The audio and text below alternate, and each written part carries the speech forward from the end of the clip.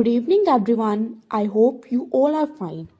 In this video, we start our new chapter, that is chapter number 1 of chemistry, class plus 2. The name of the chapter is solid state. Now, let's start the video without wasting your time.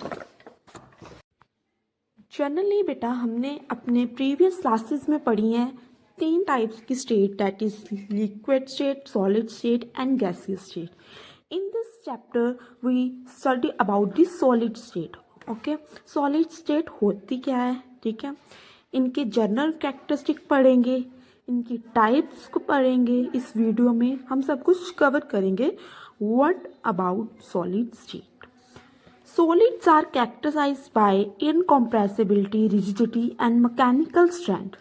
These properties depend upon the nature of the constituent particles and the binding forces operating between them. बेटा solids जो होते हैं हमने पढ़ा हुआ है कि उनमें क्या होता है कि रिजिडिटी होती है, राइट. वो हार्ड होती है. उनमें जो मतलब कि इनकम्प्रेसिबिलिटी होती है, मतलब वो कंप्रेस नहीं हो सकती. ओके. और इनकी जो प्रॉपर्टीज़ होती हैं वो डिपेंड करती है नेचर के ऊपर. नेचर किसकी? नेचर के ऊपर, कंस्टिट्यूएंट पार्टिकल के नेचर के ऊपर. अब यहाँ पर कंस्टिट्यूएंट पार्टिकल का मीनिंग क्या है? यहाँ पर कंस्टिट्यूएंट पार्टिकल का मीनिंग ये है, कंस्टिट्यूएंट पार्टिकल में हमारे पास एटम्स आ जाते हैं, मॉलिक्यूल्स आ जाते हैं, आयंस आ जाते हैं, ठीक है. उनके नेचर के ऊपर डिपेंड करता है. और बाइंडिंग फोर्सेस, जो बाइंडिंग फोर्सेस ऊपर डिपेंड करता है कि उनके बीच में कौन सी कितनी फोर्सेस है, वीक फोर्सेस है, स्ट्रॉन्ग फोर्सेस है, व्हाट अबाउट द फोर्सेस, ठीक है. तो वो हमें ये बताता है, ठीक है. Thus in solids we have well ordered molecular atomic और आयनिक अरेंजमेंट. सॉलिड्स में हमें पता है कि हमारे पास क्या होता है कि वेल ऑर्डर सिमेट्री होती है. हमने इनकी अरेंजमेंट भी पढ़ी हुई है. सॉलिड अगर हम एक कंटेनर ले लेते हैं तो वहाँ पर हम अगर सॉलिड की बात करते हैं तो वहाँ पर मॉलिक्यूल एक अरेंजमेंट में एक वेल ऑर्डर में अरेंज होती है, ठीक है. उनको हम सॉलिड्स कह देते हैं. Now general characteristics of solid state, ठीक है. जनरल कैरेक्टरिस्टिक के ऊपर हम पढ़ेंगे कि क्या है ये. जितने भी कैरेक्टरिस्टिक क्या है आपने अपने प्रीवियस क्लासेस में पढ़े हुए हैं, एक बार हम इसे गो थ्रू कर लेते हैं. Solids have definite mass, volume and shape due to the fix position of their constituent particles. ये हमने पढ़ा हुआ है कि सॉलिड का एक डेफिनेट मास होता है, वॉल्यूम होती है, उसकी शेप होती है. किसके कारण होती है?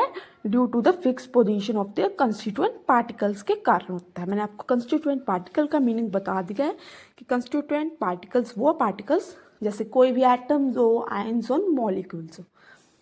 Solids have short inter molecular distance and strong inter molecular forces. Solids के बीच में जो मतलब कि जो इंटरमोलिकुलर फोर्सेस होती है वो स्ट्रॉन्ग होती है. स्ट्रॉन्ग क्यों होती है? क्योंकि इनमें इंटरमोलिकुलर डिस्टेंस जो होता है वो शॉर्ट होता है. अब आप एग्जांपल ले लो, अगर हमारे पास जो डिस्टेंस है, अगर हमारे पास डिस्टेंस शॉर्ट है तो उनके बीच में क्या होगा, बॉन्डिंग जो है वो अच्छी तरह होता है. अगर हमारे पास जो डिस्टेंस है वो लार्ज हो जाएगा तो उसमें क्या होगा, बॉन्डिंग हमारी जो है वो अच्छी तरह से नहीं हो पाएगी.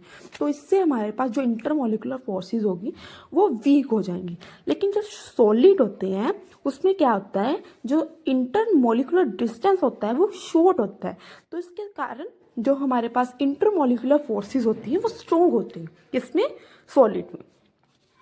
Next, solid are incompressible and rigid. Solid क्या होते हैं? इनकम्प्रेसिबल होते हैं और रिजिड होते हैं. The constituent particles of solids that is atom, molecules और ion have fixed position. Okay. अब बेटा हम इसके बाद हम सॉलिड की 2 तरह के टाइप्स पढ़ेंगे. वो हमारे पास टाइप्स हैं अमोर्फस एंड क्रिस्टलाइन सॉलिड्स, ठीक है. अमोर्फस सॉलिड और क्रिस्टलाइन सॉलिड 2 टाइप्स हैं किसकी? सॉलिड की. अब what about crystalline solids? Crystalline solids क्या होते हैं?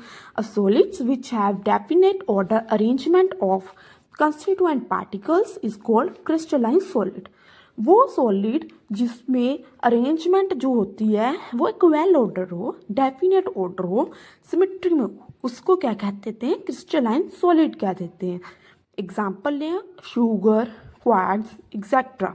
ठीक है। इसमें हमारे पास एक सिमिट्री होती है।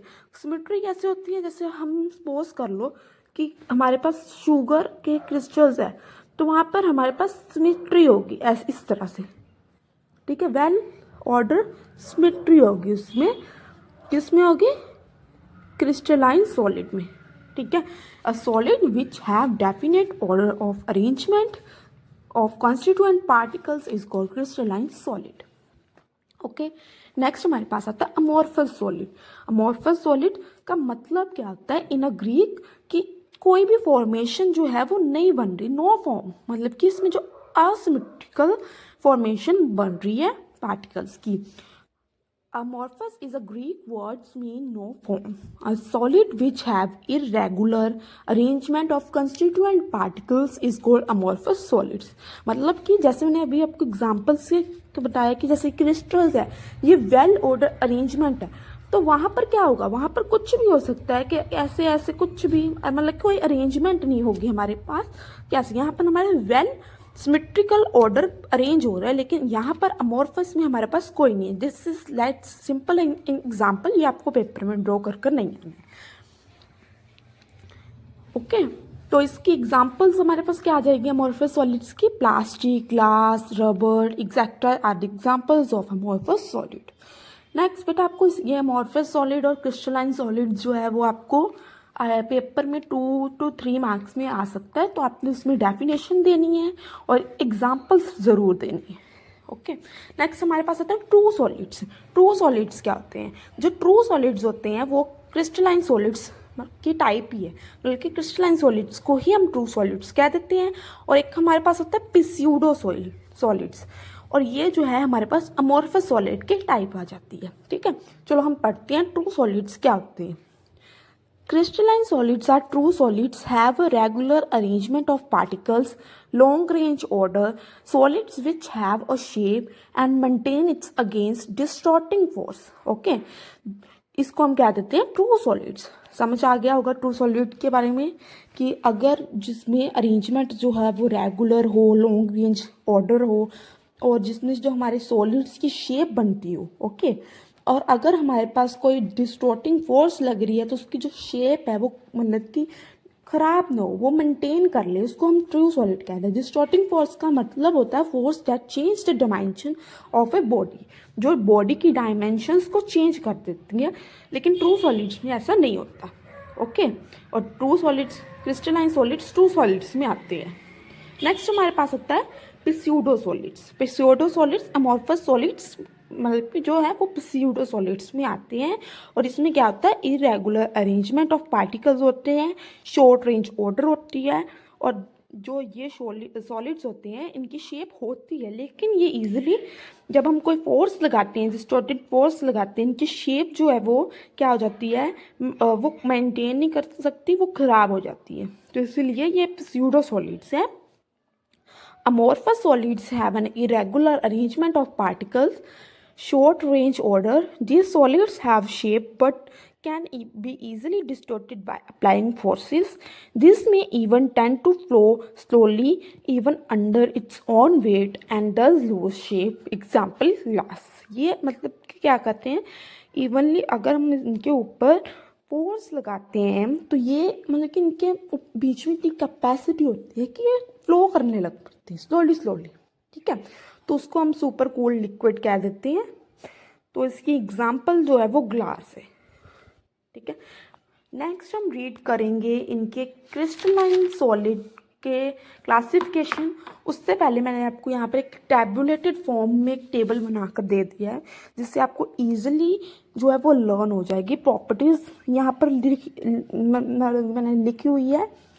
प्रॉपर्टीज़ में क्या, properties of crystalline solids and amorphous solid, okay. और क्रिस्टलाइन सॉलिड्स को हम ट्रू सॉलिड्स कह देते हैं, अमोर्फस सॉलिड्स को हम पिस्यूडो सॉलिड्स कह देते हैं, ओके। ये सारे जो टैबुलेट आप एक बार रीड कर लेना, this is a easy way to learn, ठीक है। तो मैंने इनकी प्रॉपर्टीज़ को एक टेबल में बनाकर शो करते हैं, आप इसे रिवाइज कर सकते हैं, वेरी इजी।